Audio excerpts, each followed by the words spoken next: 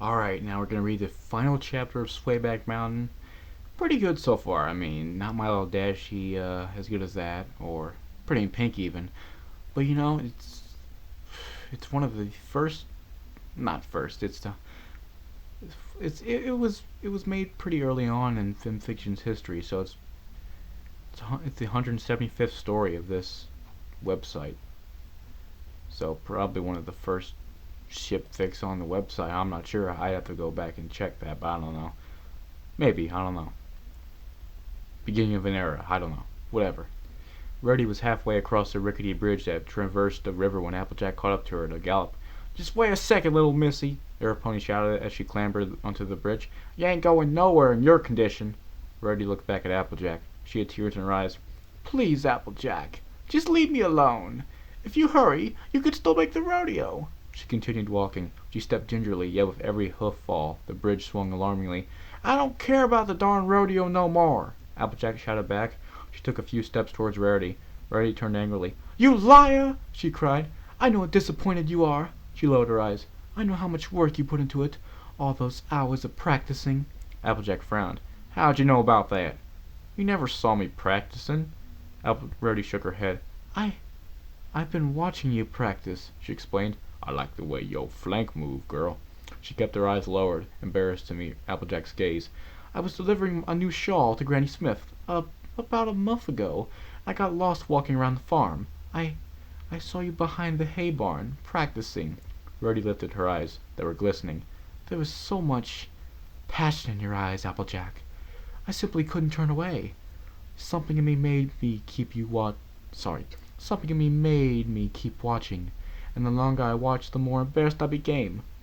I didn't interrupt you because I didn't want you to find out what I'd been doing." You're been watching me?" Applejack repeated, puzzled. "What's wrong with that?" Rarity's eyes flared. "You silly, silly pony!" she shouted. "You just don't understand anything, do you?" Without another word, she turned and started towards the far end of the bridge. But Applejack wasn't about to let Rarity go. She pulled out her lasso from a saddlebag with her tail and started to swing it around her head. Rarity was almost at the other end of the bridge when Applejack cast it. The noose slipped around the unicorn pony's back legs, and with a quick jerk of Applejack's tail it tightened, tying her legs together. Rarity yelped and fell forward onto her stomach. She was dazed for a moment, but then she turned back and glared at Applejack. "Just what do you think you're doing?" she demanded. "I told you weren't going anywhere," chuckled Applejack, steadily winding up the length of the rope with her tail as she walked towards her quarry. "Applejack, untie me this instant!" "It's all for the best, Rarity." Applejack kept the rope taut, and when she passed Rarity, she turned, slipping her head under the unicorn pony's chest. She lifted her onto her back with a grunt. What is this?" Rarity squealed. "Put me down!" She beat her forearms against Applejack's flank, but the earth pony just ignored her. "Quit your squirming," chastised Applejack. She was glad that Rarity couldn't see the whole wide smile on her face. "You're worse than a sheep on dipping day. What the fuck?" In her weakened state, Rarity stopped struggling almost immediately and collapsed on top of Applejack as she carried her back to the tent. With her face flushed against the earth pony's back, Rarity felt the heat rising from Applejack's body. She closed her eyes and rubbed her cheek against Applejack's orange coat, and she breathed in the scent of perspiration, oilskin, and freshly cut hay. She could feel the solid yet supple muscle beneath Applejack's hide move against her face and under her forefeet as she walked. "Applejack?" started Rarity in a voice almost too soft to hear. "Uh-huh," the earth pony replied. "I never knew you were so well built." Applejack shook her head. "Just what was that cotton-headed filly going on about now?" "Uh-huh. It's what happens if you spend your days working in the fields. I don't suppose you work up too much of a sweat in that boutique of yours," she chuckled. Rarity sniffed. "Just because I don't happen to be lifting heavy loads of pulling machinery doesn't mean I don't also work hard," she retorted. "I didn't mean it like that, Sugar Cube," replied Applejack. Rarity was so light on her back it was almost as if she was just skin and bones. "But how in tarnation did such a little slip of a filly get so strong-willed and proud? I just meant to say that sturdy physique is all part of a parcel of being a farmer," she laughed. "To tell you the truth, old Big Macintosh has always ribbed me for being so strong. He's always saying that I'm more like his little brother than his sister. I wouldn't doubt it." "Sorry." Rarity laughed. "That's Big Macintosh. What a thing to say! Stallions really have no idea how to be sensitive to a lady's feelings. And that's why you're about to have sex with Applejack. Because you understand and she understands and you're both understanding." Applejack laughed as well. You got that right. Next time I see McIntosh, I'm gonna tell him you said that. Rarity slapped Applejack on the flank with a hoof. Darling, don't you dare say such a thing. You know Big McIntosh means well. I'd just die if he knew what we've been talking about him. Excuse me. Applejack shook her head and laughed. It wasn't far to the tent now, and Rarity had been silent for a while. You all comfortable up there, Rarity? Asked Applejack. The unicorn pony said nothing in reply but muttered she'd fallen asleep again. Despite all the stubbornness and energy she had displayed earlier on, Rarity was still far from well. Applejack slipped into the tent and gently eased Rarity off her back. As the unicorn pony slid onto the floor of the tent, she woke up, and she hugged her forefeet around Applejack's shoulders, bringing them face to face. Applejack, my darling, I'm sorry about everything that's happened. Applejack frowned. I told you before that there's no ill will between us, she said. Just forget about it. I'm just glad that you're okay. Rarity broke the embrace and looked down at the noose between her legs. I promise I'm not going to run away again, darling. Do you think you could? No, it's how she likes it rough. Sorry, I'm done. This story has the everyone tag, so there will be no sex. Unless he swears me, which means that he lied. Applejack smiled. Sure I can. I think you learned your lesson. She loosened the knot with her teeth and slid it off Rarity's back feet. But after she put the lasso away, she turned to Rarity, a quizzical look on her face. You know, Rarity, can I ask you a question? Rarity nodded. Of course, darling. You can ask me anything. Back on the bridge, when we were arguing, Applejack explained, you said I didn't understand nothin'. She frowned. Now I've thought and thought about what you said, but I just can't work out what you meant by it. Rarity's smile fell away. That?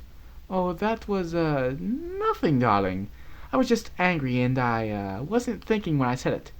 Please just forget about it. She turned away and curled up in a corner of the tent. I'm quite simply exhausted and I just want to... Applejack shook her head. I can't just forget about it, Rarity.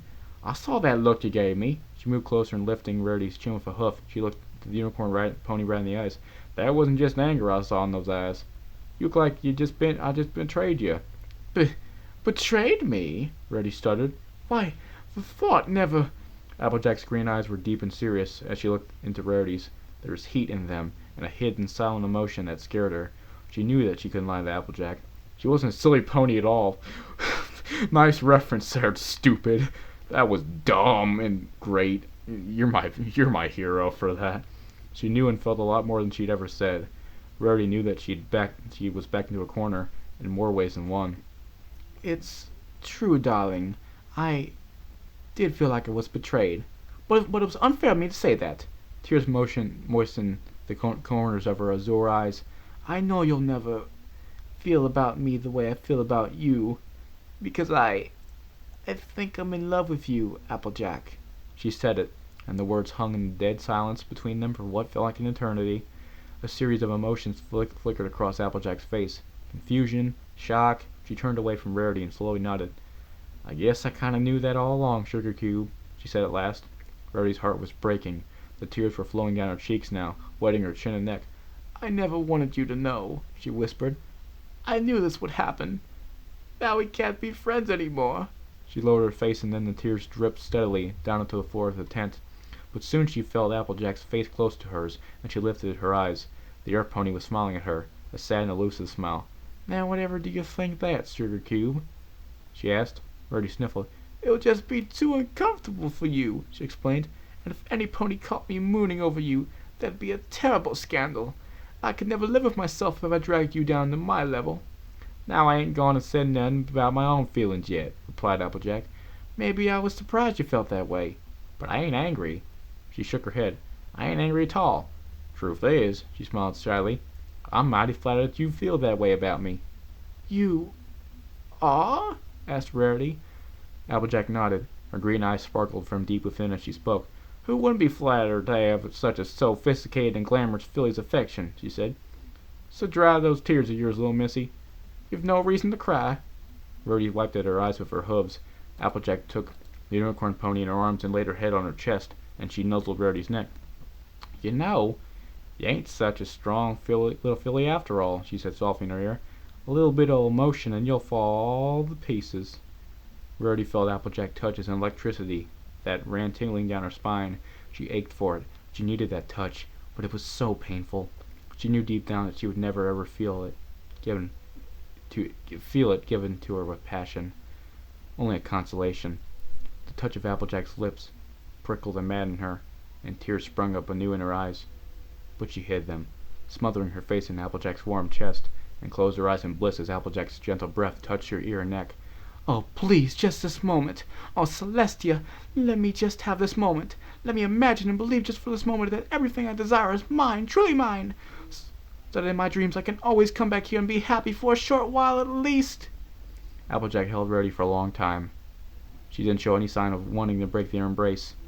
The truth was that the frail, slim unicorn pony in front of her had awoken strange feelings inside of her, conflicting feelings that drove Applejack in 1 minute from confusion to fear to nervous excitement.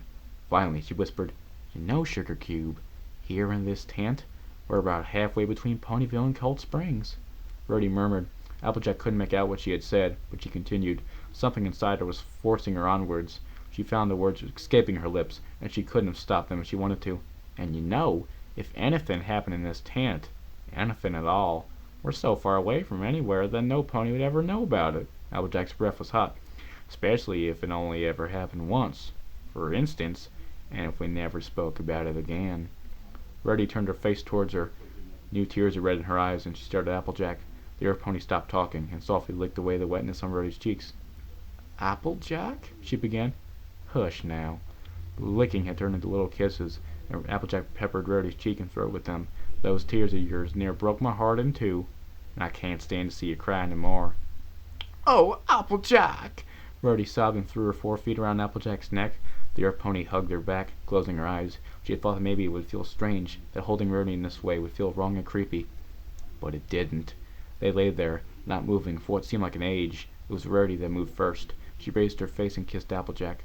Once, on her mouth, softly as if testing.